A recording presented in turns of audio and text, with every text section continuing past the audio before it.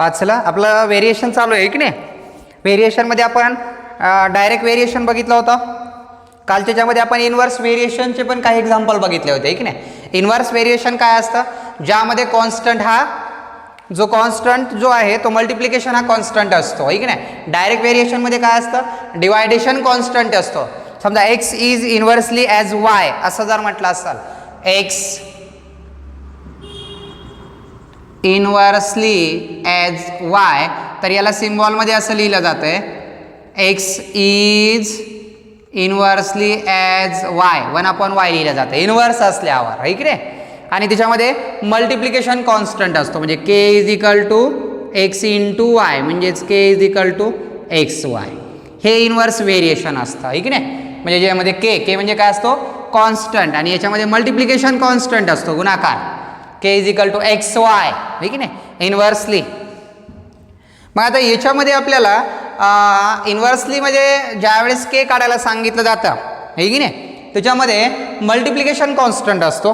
For example जर बघायचं म्हटलं तर आपल्याला x is inversely as Y दिलेलं आहे, आणि त्याच्यामध्ये जर तुम्हाला एखादी किंमत दिली आहे ज्यामध्ये की एक्स आणि वायच्या किमती दिल्या जातील, पहिल्यांदा k काढा म्हणतील आणि पुन्हा नंतर सॉल्व करायला सांगतील आहे की नाही. म्हणजे त्या पद्धतीने आपल्याला त्या ठिकाणी सॉल्व करावं लागतं. बघा, इन्व्हर्सलीमध्ये सांगितलं आहे एक्स आणि वाय दिलं आहे. एक्स दिला आहे 15, वाय इज इक्वल टू 10 दिलं आहे, पुन्हा x is equal to 20 consider करू वाटलं तर, किंवा 40 म्हणा.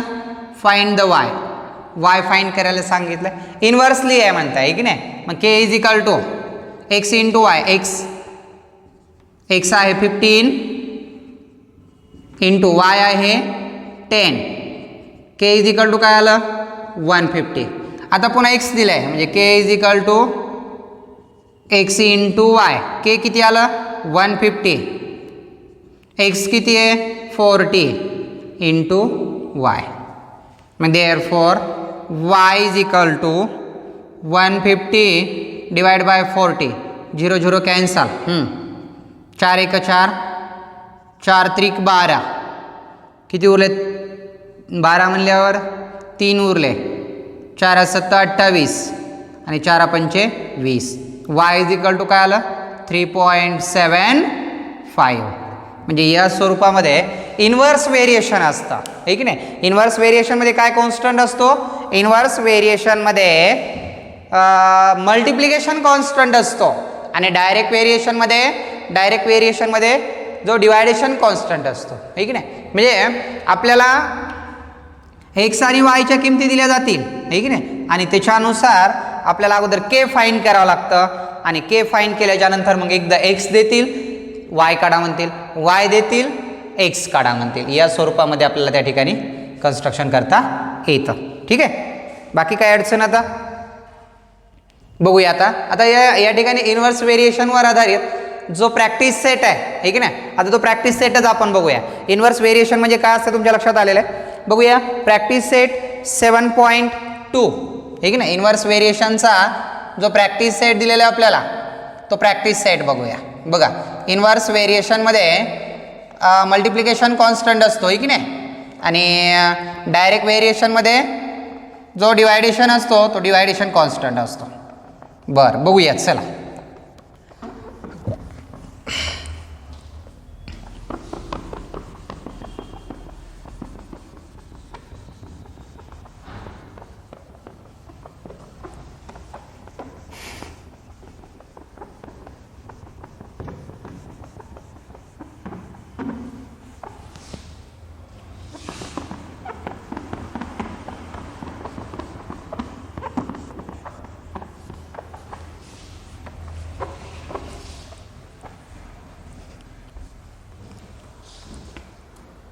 पाच, चला काय क्वेश्चन आहे बघा. Practice set 7.2.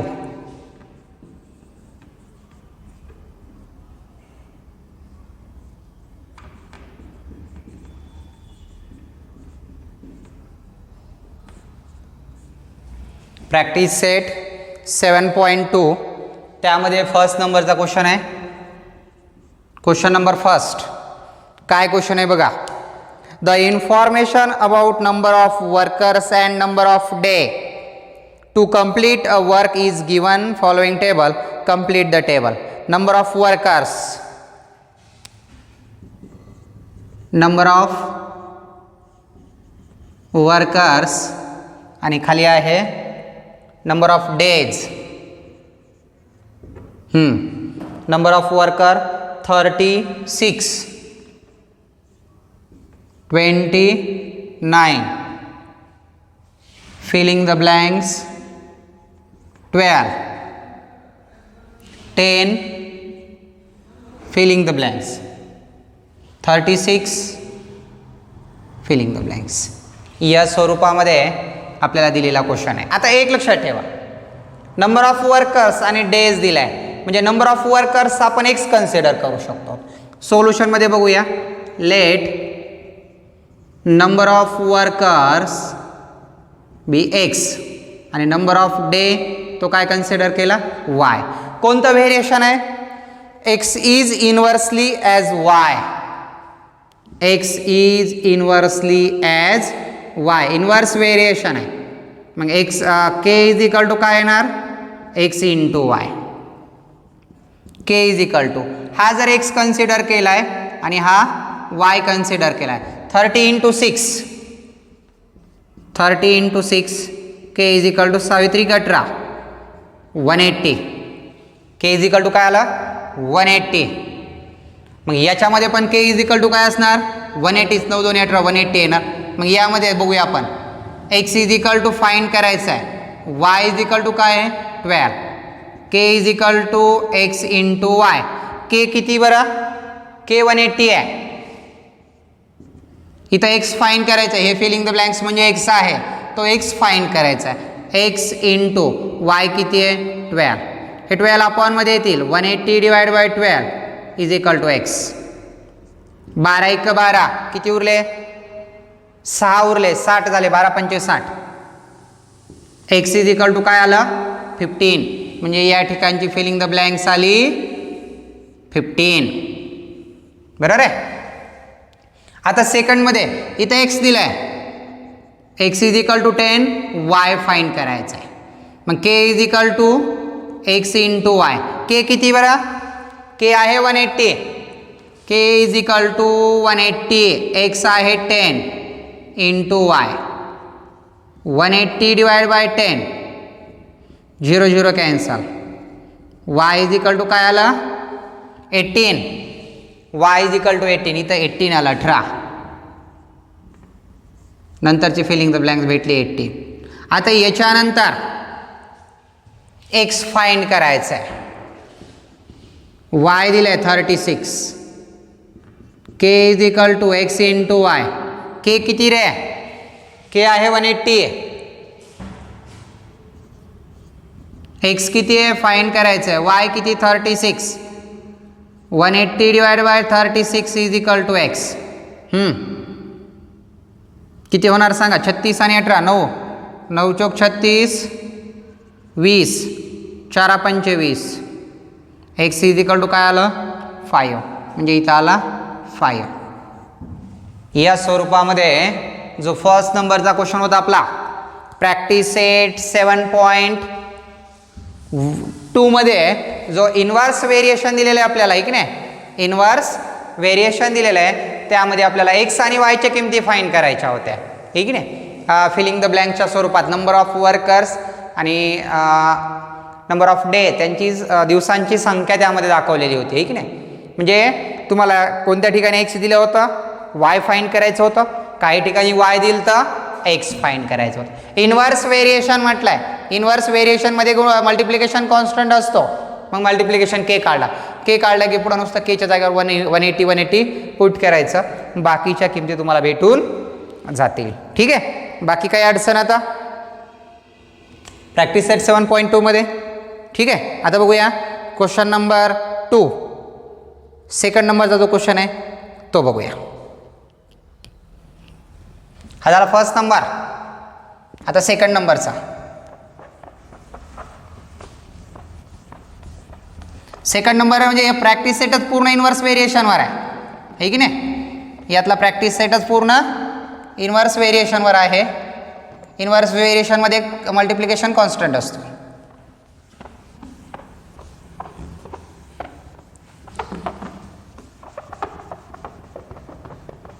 बघा चला सेकंड नंबरच्या क्वेश्चनमध्ये काय दिलं ते बघूया.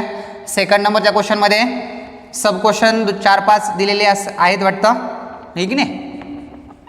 आणि त्याच्यानुसार आपल्याला सॉल्व करायचे आहे. इन्व्हर्स व्हेरिएशन दाखवले त्यांनी, लेटर दाखवलेत एक्स वाय पी क्यू, कोणता असेल त्याच्यामध्ये तो. बघा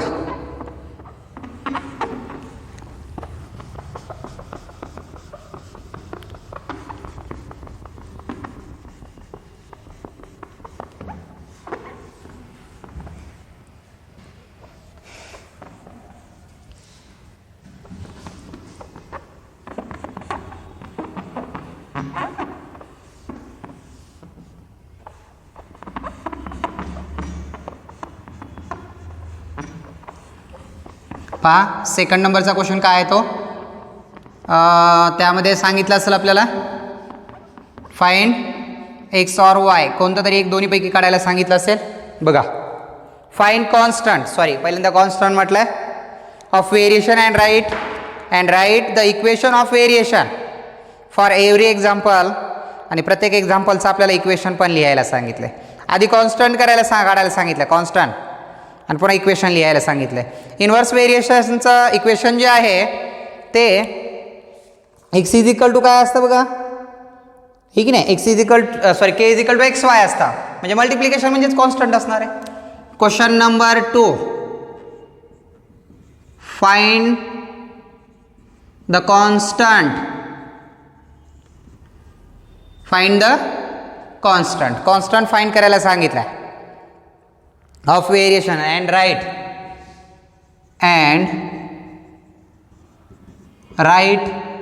the equation आधी फाइंड करा म्हटलंय कॉन्स्टंट आणि पुन्हा राईट इक्वेशन नंतर लिहा म्हटलंय. त्यातला पहिला क्वेश्चन कोणता आहे बघा. फर्स्ट नंबरचा क्वेश्चन आहे P is inversely as Q. Q का क्यू स्क्वेअर आहे, क्यू आहे. If P is equal to 15 then Q is equal to 4. P is equal to 15 है and Q is equal to 4 है.